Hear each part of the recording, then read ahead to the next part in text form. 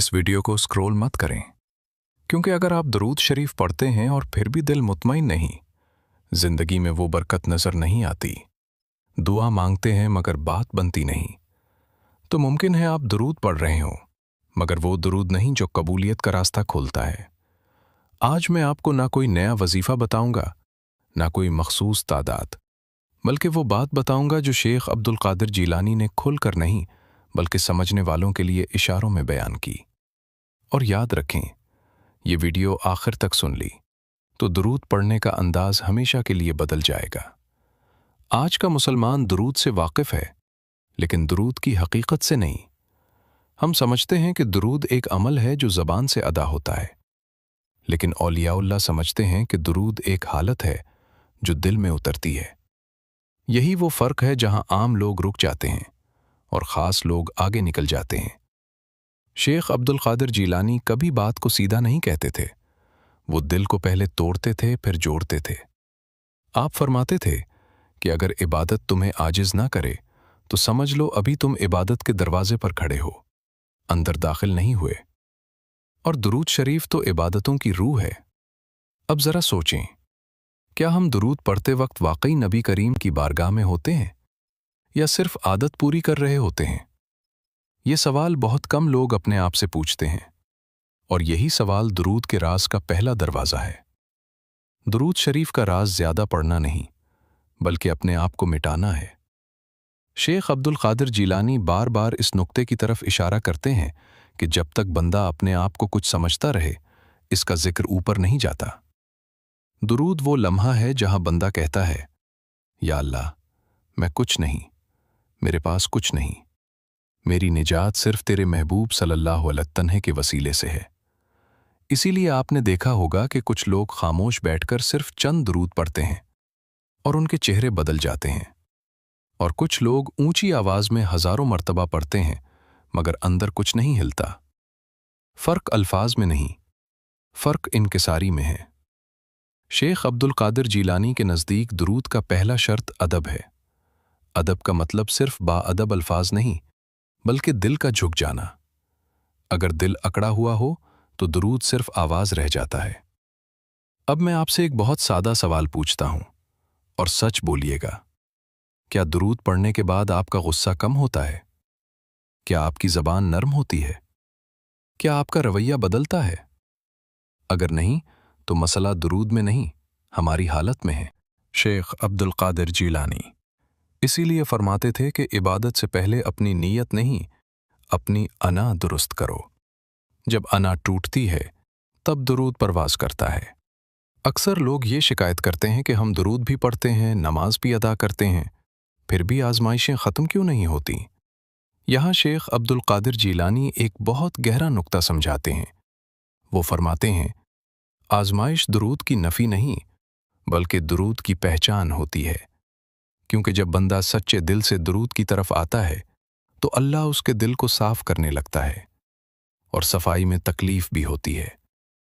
हम ये समझ लेते हैं कि दुरूद पढ़ने का मतलब है हर मुश्किल फौरन ख़त्म हो जाएगी। नहीं, शेख अब्दुल कादिर जीलानी ये नहीं कहते कि दुरूद मुश्किल के अंदर अल्लाह को पहचानने की ताकत देता है, और यही ताकत असल कामयाबी है। जब बंदा दुरूद पढ़ता है और सब्र भी करता है, तो वो दो इबादतें नहीं कर रहा होता, बल्कि एक मुकम्मल कैफियत में दाखिल हो जाता है। सब्र के बगैर दुरूद सिर्फ अल्फाज है, और दुरूद के बगैर सब्र सिर्फ बर्दाश्त। लेकिन जब दोनों इकट्ठे हो जाए तो बंदा अल्लाह के ख़ास बंदों की सफ़ में आ जाता है। शेख अब्दुल कादिर जीलानी अपने मुरीदों को अक्सर लंबी नसीहत नहीं करते थे। वो सिर्फ ये देखते थे कि कौन सा बंदा दुरूद के बाद भी किसी को हकीर समझता है। अगर ऐसा होता तो वो समझ लेते कि अभी दुरूद दिल तक नहीं पहुंचा, क्योंकि दुरूद सबसे पहले इंसान को इंसान बनाता है। अब मैं आपसे एक और सवाल पूछता हूं, और ये सवाल बहुत ईमानदारी मांगता है। क्या हम दुरूद पढ़कर लोगों को माफ़ करना सीखते हैं, या फिर दुरूद भी पढ़ते हैं और दिल में नफ़रत भी रखते हैं? अगर ऐसा है तो हमें दुरूद छोड़ने की नहीं, बल्कि अपने दिल को बदलने की ज़रूरत है। दुरूद का सबसे बड़ा असर ये नहीं कि लोग आपको बदलता हुआ देखें, बल्कि ये है कि आप खुद अपने अंदर तब्दीली महसूस करें। آپ کا بولنے کا انداز، آپ کا برداشت کا لیول، آپ کا رد عمل، یہ سب خاموشی سے بدلتا ہے۔ اور یہی وہ تبدیلی ہے جسے شیخ عبد القادر جیلانی حقیقی کرامت کہتے تھے۔ کرامت کو ہوا میں اڑنا یا غیب کی باتیں جاننا سمجھتے ہیں، لیکن شیخ عبد القادر جیلانی کے نزدیک سب سے بڑی کرامت یہ ہے کہ بندہ گالی کے جواب میں دعا دے، اور یہ کرامت درود کے بغیر ممکن نہیں۔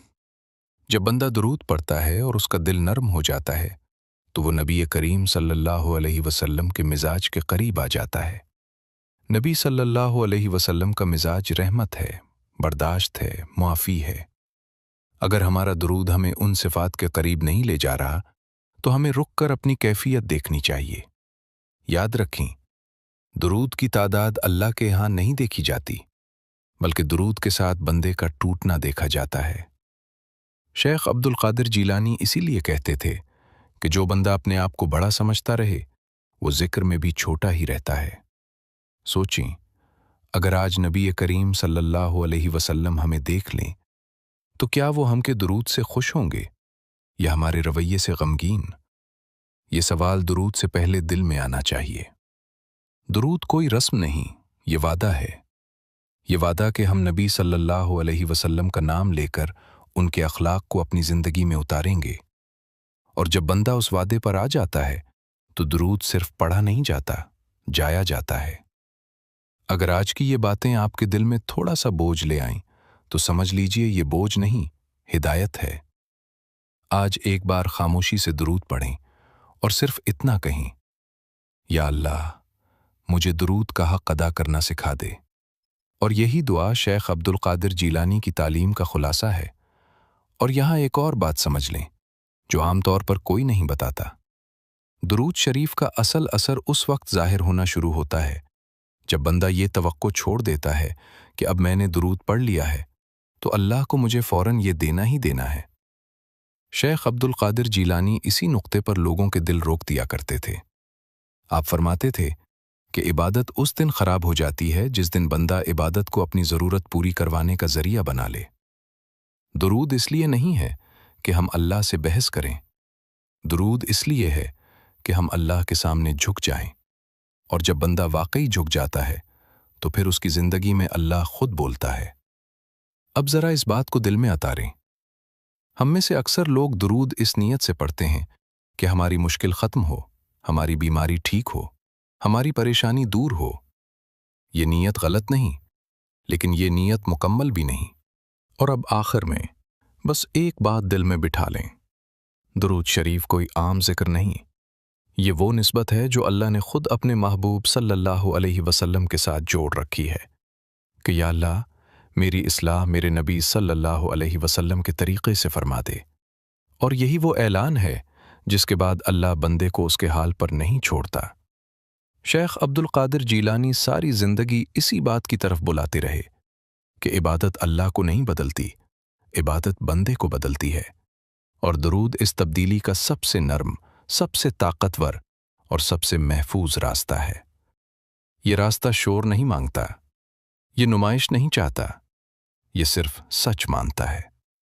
یاد رکھیں، درود پڑھنے کے بعد اگر آپ کا دل اب بھی سخت ہے تو درود کو نہیں، اپنے آپ کو دیکھیں، اور اگر درود پڑھنے کے بعد آپ کا دل تھوڑا سا بھی نرم ہو جائے تو سمجھ لیجئے آپ صحیح راستے پر ہیں، کیونکہ اللہ پہاڑوں کو نہیں، دلوں کو بدلتا ہے۔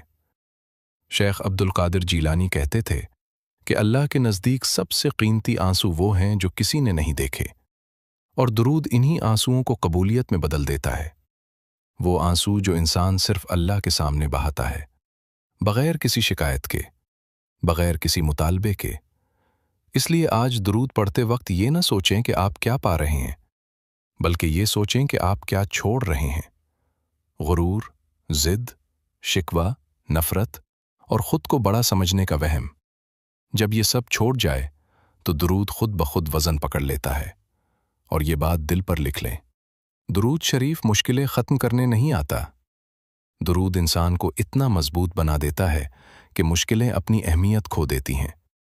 یہی وہ مقام ہے جہاں بندہ اللہ کے فیصلوں پر راضی ہو جاتا ہے، اور رضا اللہ کی سب سے بڑی نعمت ہے۔ یا اللہ میرے درود کو میرے عمل کا گواہ بنا دے۔